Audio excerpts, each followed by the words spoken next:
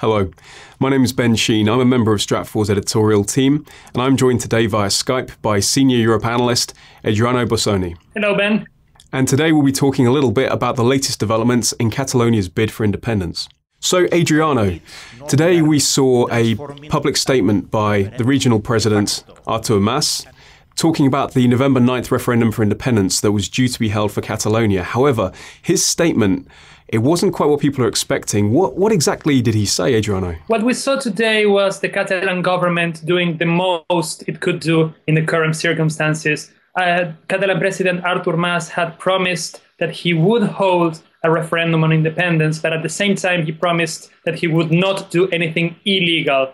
So he was under conflicting pressure from within his own party, from all other parties who support independence, to do the referendum, to postpone the referendum. He was under very conflicting forces, and he decided to hold a survey which is not going to be binding, but at the same time will allow him to honor his promise of letting the Catalans at least have a say on their future. Now, this puts him in an interesting position because he has to be loyal to his people, but he's also beholden to Madrid and the Constitutional Court.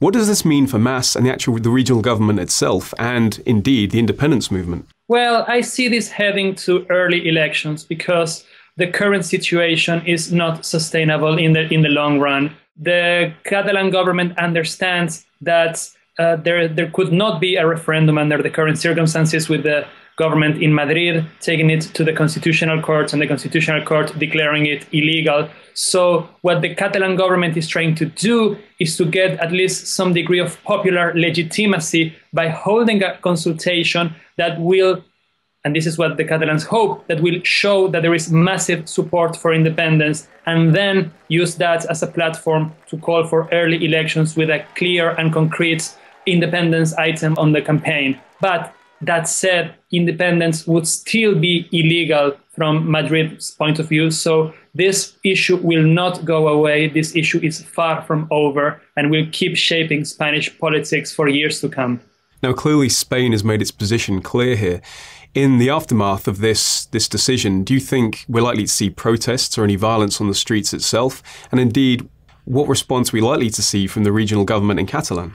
Yes, we will see protests. We will see people taking to the streets to express their anger at the situation. But I do not expect particular cases of violence. There could be some isolated episodes. There could be some people becoming violent here and there. But overall, nobody in the pro-independence camp is interested in violence, because violence could taint the pro-independence campaign and could give a negative image of the pro-independence camp, which is not what even the most open, openly supporters of independence want. They do not want the process to be tainted by violence. So I don't expect significant levels of violence.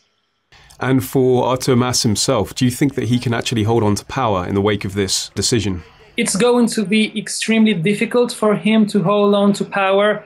The coalition of sorts that was keeping the government together has been broken.